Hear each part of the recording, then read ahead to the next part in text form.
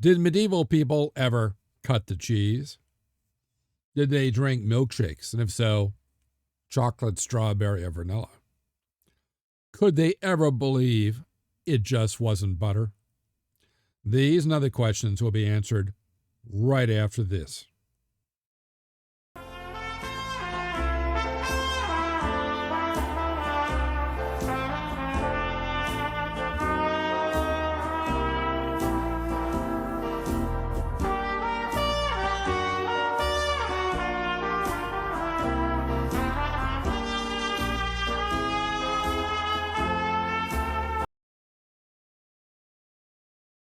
I am Professor Jerome Arkenberg, and I've been teaching a wide variety of history courses at colleges across this country for the past 30 years. In this video, I'm going to tell you about the kinds of dairy products available in medieval Europe, how various dairy products were classified according to humoral theory. According to medieval physicians, the medicinal benefits and dangers of eating dairy products, and, according to medieval nutritionists, how and when dairy products should be eaten and why. But first, make sure to click like, share, and especially subscribe, and then hit that little bell thingy so I can continue to bring you more great videos just like this one.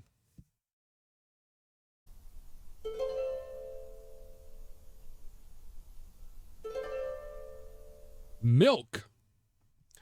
While sheep's and goat's milk was available to many, cow's milk, not just fresh milk, but also buttermilk, cream, whey, and curds, was most common in medieval Europe, even though it was usually drunk only by peasants and others in the lower classes.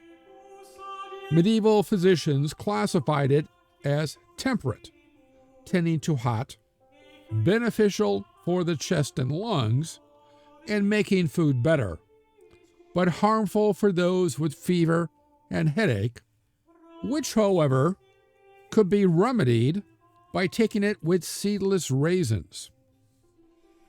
Advised for both young and old, but not by drinking by healthy adults due to its poor digestibility, at least according to the medieval physicians. Also, they said, it should be drunk only in summer or Mediterranean regions, as everyone agreed that its nature is temperate, tending to hot.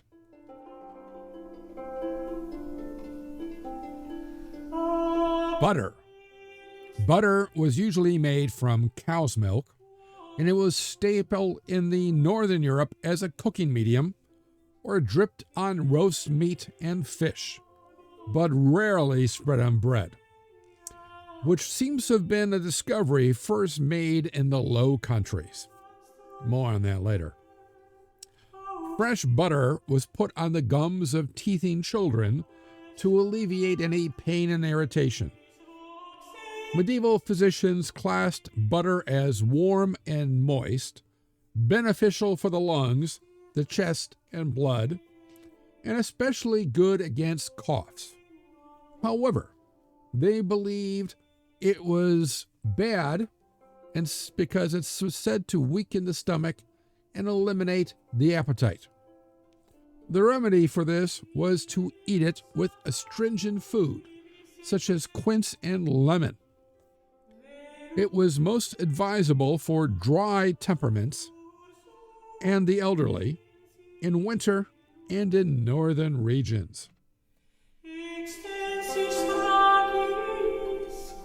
Cheese. Cheese has been made by humans since prehistoric times by adding rennet, an enzyme taken from a calf or sheep's stomach, to ripened or sour cow's, goat's, or sheep's milk. The curd then separated from the whey, heated, formed into the cheese, salted, if not salted earlier, and aged. The remaining whey either drunk by the peasants and lower classes, cooked again to make ricotta cheese, or fed to farm animals. In the Middle Ages, cheese came in 4 basic varieties, as we see here: hard cheese, soft cheese, green cheese, or a very new soft cheese, and sperm cheese, a herb-flavored cream cheese. Get your mind out of the gutter, please. All of which were popular across Europe, with cheese soup standard in abbeys everywhere. French Brie, Dutch Edam, German Limburger, and Italian Parmesan were well-known cheeses in high demand.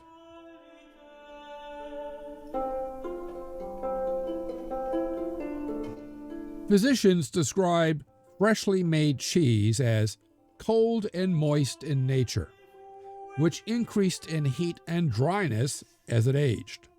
So cheese that was fatty, moderately salted, and of medium age was considered best, despite being slow to digest.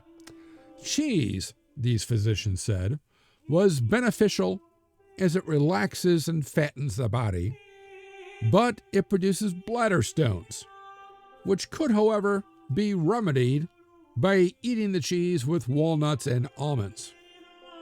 It was most advisable, cheese that is, for hot temperaments, young people, peasants, and laborers, but not anyone in the upper classes.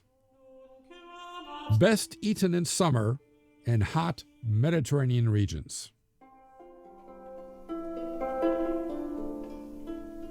Eggs. Eggs have been part of the European diet for thousands of years. It was not uncommon for half of all 14th or 15th century recipes to list eggs, usually chicken eggs, as a primary ingredient. Eggs were prepared boiled hard or soft, poached, fried, scrambled, or made into omelets, or as a secondary ingredient used raw or cooked, sometimes just using the yolks or whites as a popular thickener, or added to many different dough preparations. Physicians classified egg whites as cold and moist, and yolks as warm and moist, with chicken eggs said to provide quick nourishment and virility, the yolk less harmful than the whites.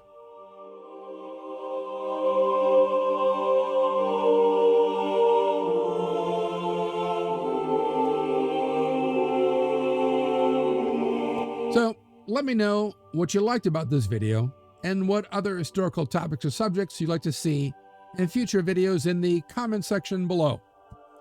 Be sure to click like, share, and especially subscribe, as it'll help me bring you more great videos, and click on that little bell thingy so you'll know when the next History Waits for No One video is posted.